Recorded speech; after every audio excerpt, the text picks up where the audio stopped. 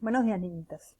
Vamos a empezar a estudiar el gobierno de Antonio Guzmán Blanco. De hecho, lo que queda del año lo vamos a usar para analizar su periodo, porque el gobierno Guzmán el periodo Guzmán es uno de los periodos más importantes de la historia de Venezuela. Si ustedes ven la historia de Venezuela del siglo XIX, tiene tres grandes políticos. El primero es Bolívar, que es el que realiza la independencia y funda la Gran Colombia. El segundo es Páez, que es de alguna manera el líder que está ahí para fundar la República de Venezuela independiente, y el siguiente es Guzmán, que es el modernizador. Guzmán es un personaje polémico. ¿Por qué polémico? Porque por un lado tiene obras que modernizan este país, pero por el otro mantiene los lamentables mismos defectos que parecieran estar fijos en la política venezolana, que fue un dictador y un corrupto. Guzmán gobernó durante 18 años. Él gobierna primero 7 años seguidos, de 1870 a 1877, en un periodo que se conoce como el septenio.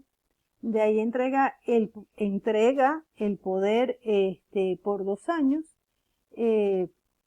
aunque sigue mandando igual. Y gobierna de 1879 a 1884. Vuelve a entregar el poder 2 años más, en 1886. Su último periodo se conoce el bienio o la aclamación, que es solo por 2 años. Guzmán es un personaje, podríamos decir, para bien y para mal, fascinante. Bueno, pero vamos a ver primero cómo llega él al poder. Guzmán,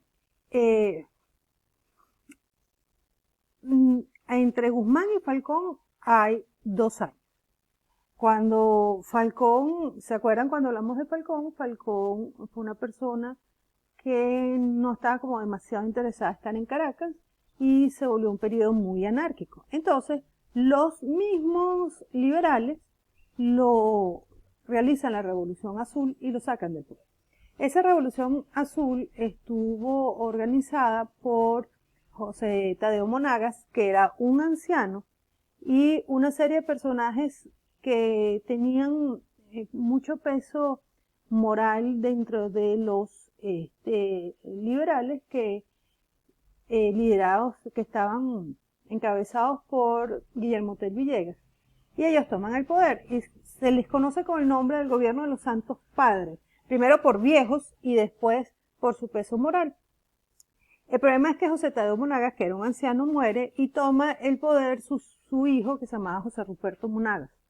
Es un periodo muy corto, simplemente de 2 años, donde los Monagas intentan controlar este país, no lo logran, y entonces Guzmán realiza la Revolución de Abril. Esa Revolución de Abril es un movimiento sin mayor interés, simplemente Guzmán toma el poder. Pero antes de poder nosotros hablar del gobierno de Guzmán, vamos a hablar un poquito sobre Guzmán como ser humano, porque es un personaje muy complejo. Vamos a ir viendo, fíjense. Guzmán era hijo de Antonio Locadio Guzmán. Yo no sé si ustedes se acuerdan. Él es el fundador del Partido Liberal. Era un personaje muy particular que se acomodaba a las circunstancias. Primero fue amigo de Páez, después enemigo de Páez. Él estaba casado con una señora que era familiar de Bolívar.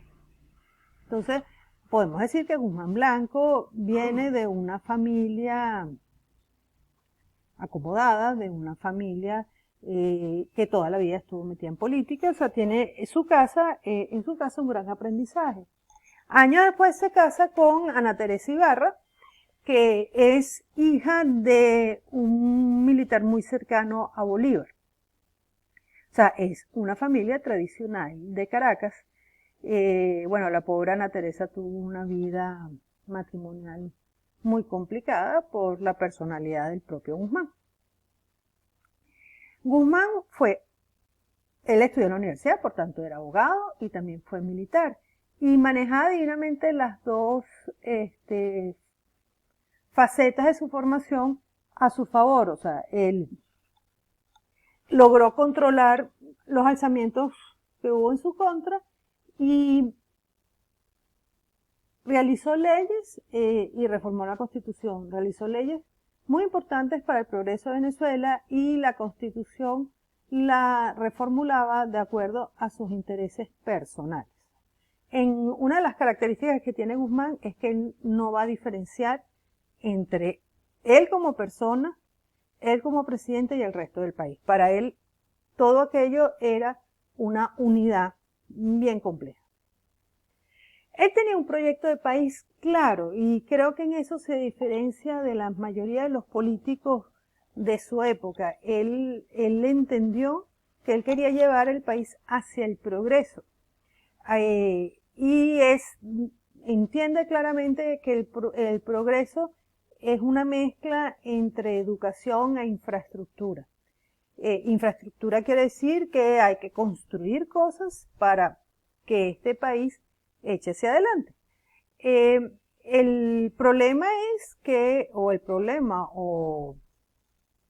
no sé cómo llamarlo, la característica es que Guzmán busca el proyecto, el desarrollo de Venezuela, el progreso de Venezuela, pero sin perder los beneficios que él como persona y él como clase social tenían sobre el resto del país, lo cual es un limitante, como vamos a ir viendo más adelante, ¿ok? Pero es claro que la idea era desarrollar este país. Él es lo que se llama un afrancesado, él era un admirador de Francia. Él quería que Venezuela se pareciera lo más posible a ese país y lo vamos a ver en la estética. ¿Qué quiere decir en la estética? Él va a cambiar la imagen de la ciudad, eso lo vamos a estudiar con más tiempo. Y bueno, todo su proyecto educativo también es copiado de los proyectos franceses, ¿ok? Siguiente, como ya lo dijimos, Guzmán es un dictador. O sea, él es una persona que si bien había constitución, creía en las leyes, tampoco dudó en su momento, por razones que podemos discutir o no, de tomar el poder absoluto sin tomar en cuenta al Congreso. ¿Okay? Eso normalmente lo vamos a ver justificado en función de los alzamientos y el control de la necesidad de controlar el país para poderlo ordenar. Ese discurso, niñitas, lamentablemente lo van a estar oyendo durante el siglo XIX, parte del siglo XX, y bueno, podríamos discutir qué pasa en el XXI. Guzmán es un corrupto, es una persona que, como él no distinguía entre lo que era su persona, su cargo y el país, pues los dineros del país podían ser compartidos con su persona. A él se le acusa ya de corrupción en el gobierno de Falcón con el financiamiento que necesitábamos, bueno, para arrancar el país después de la guerra. Y eso va a ser una constante en todas las inversiones que él haga, ¿ok?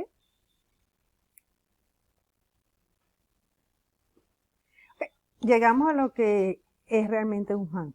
Si ustedes se buscan un estudio psicológico de Guzmán, Guzmán tiene una personalidad que se llama megalómano o megalomanía.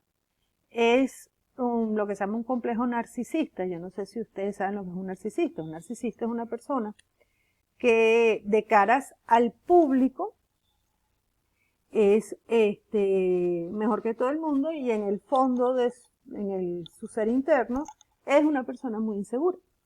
¿Qué pasa con los megalómanos? Los megalómanos son una persona que tiene una visión distorsionada de su importancia hacia lo positivo y que tiende a rechazar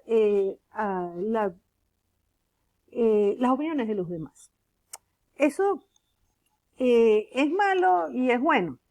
¿En qué sentido? Fíjense, los personajes que le voy a nombrar no son así como los ideales, pero Hitler era un megalómano, Mao Zedong era un megalómano. O sea, son gente que como se consideran a sí mismos tan importantes, se consideran capaces de hacer cosas maravillosas o grandiosas que a cualquiera de los mortales nos parecerían irreales y que ante el costo que puede tener llegar a esa meta, ninguno de nosotros nos atreveríamos a hacerlo. En cambio, ellos no.